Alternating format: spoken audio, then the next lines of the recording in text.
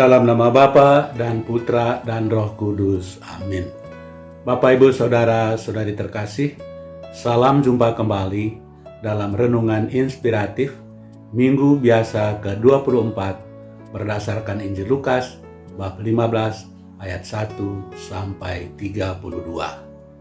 Allah yang berbelas kasih.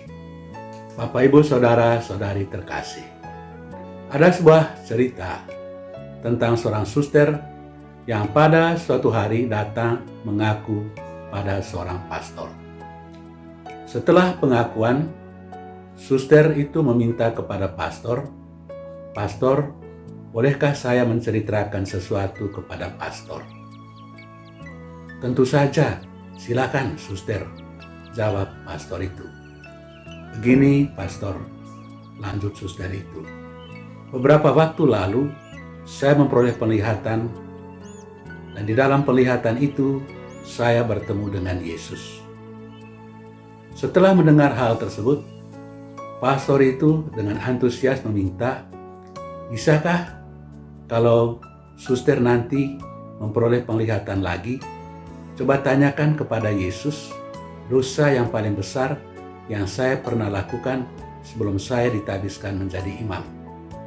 "Baik pastor," jawab suster itu sambil meninggalkan tempat pengakuan.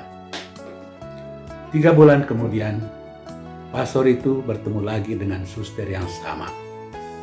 Dia bertanya, "Apakah suster memperoleh penglihatan yang lagi?" Suster itu menjawab, "Ya pastor, beberapa waktu sesudah pengakuan tempo hari." "Apakah suster juga menanyakan apa yang saya sampaikan kepada suster tentang dosa saya yang paling besar sebelum saya ditabiskan menjadi imam?" "Saya tanyakan juga, pastor," jawab suster itu dengan tenang. Dengan rasa ingin tahu yang menggebu-gebu, pastor itu bertanya lagi kepada suster, "Lalu, apa kata Yesus?" Suster itu hening sejenak, dan sambil tersenyum dia menjawab, "Pastor, Yesus bilang dia sudah lupa." Pastor, Yesus bilang dia sudah lupa. Bapak, Ibu, Saudara, Saudari terkasih, Allah yang melupakan kesalahan-kesalahan manusia nampak sangat jelas dalam perumpamaan tentang anak yang hilang sebagaimana diceritakan Yesus dalam Injil hari ini. Kata orang, ada 3 kelemahan Allah yang menjadi keuntungan bagi manusia, yakni pertama, Allah tidak bisa membedakan angka-angka karena Dia menyamakan angka 1 dengan 99 dalam perumpamaan tentang domba yang hilang.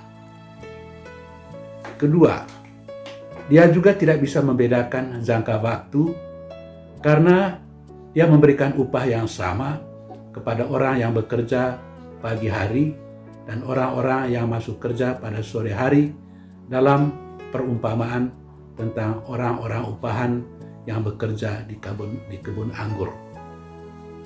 Dan ketiga, Dia juga tidak bisa membedakan mana orang yang baik dan mana orang yang tidak baik karena Dia bergaul sama rata dengan semua orang, termasuk orang-orang berdosa seperti Maria Magdalena, Zakheus, dan Levi, dan orang-orang berdosa lainnya. Saudara-saudari terkasih, gambaran Allah yang berbelas kasih, yang merupakan dosa-dosa manusia dan tidak memperlakukan manusia berdasarkan perbuatan-perbuatannya, digambarkan dengan sangat bagus dalam 3 perumpamaan yang diceritakan oleh Yesus dalam Injil hari ini. Ketiga perumpamaan itu adalah perumpamaan tentang domba yang hilang, tentang dirham yang hilang, dan tentang anak yang hilang, yang sama-sama menunjukkan bahwa Allah mencintai manusia dengan cinta yang tidak masuk akal. Dalam perumpamaan tentang anak yang hilang misalnya, ada beberapa hal yang bisa menunjukkan mengapa cinta Allah itu tidak masuk akal. Pertama, di bawah hukum Yahudi, seorang ayah tidak bisa begitu saja membagikan kekayaannya secara sama rata kepada anak-anaknya.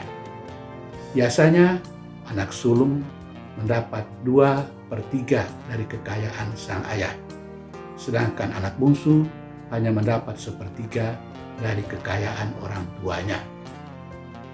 Kedua, di dalam tradisi orang-orang Yahudi, orang tua tidak biasa membagikan harta kekayaannya sementara dia sendiri masih kuat. Kekayaan baru bisa dibagi-bagikan menjelang kematian sang ayah. Meminta orang tua membagikan kekayaan sementara dia masih sangat kuat sama saja dengan menyuruh orang tuanya mati cepat. Meskipun demikian, ayah dalam cerita Injil hari ini melakukan apa yang diminta oleh anak bungsu itu. Selanjutnya, setelah anak itu menghamburkan kekayaannya dan hidup melarat, kemudian dia menyesal dan memutuskan untuk kembali kepada orang tuanya. Injil menceritakan bahwa ayah itu tidak saja menerima dia kembali, melainkan melakukannya secara istimewa, yakni mengenakan sepatu baru dan jubah yang baru, serta menyelenggarakan sebuah pesta dengan membunuh lembu yang paling tambun. Dengan semua itu, anak tadi yang sangat durhaka diterima kembali sebagai anaknya sendiri, bukan sebagai hamba. Saudara-saudari terkasih, tindakan belas kasih Tuhan mengusik rasa keadilan orang-orang Farisi, ahli Taurat, dan semua orang yang merasa diri saleh. Mereka mau agar Tuhan memberi hukuman berat kepada para pendosa.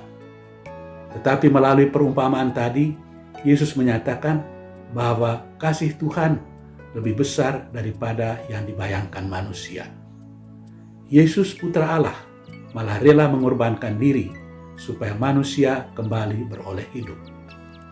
Yesus adalah wajah kerahiman Allah yang paling nyata bagi kita. Penebusannya mengingatkan kita bahwa orang yang saleh dan orang-orang yang salah sama-sama diselamatkan karena belas kasihan Tuhan. Ini tentu saja merupakan kabar gembira bagi kita orang-orang berdosa. Tuhan memberkati kita. Amin. Dalam nama Bapa dan Putra dan Roh Kudus. Amin.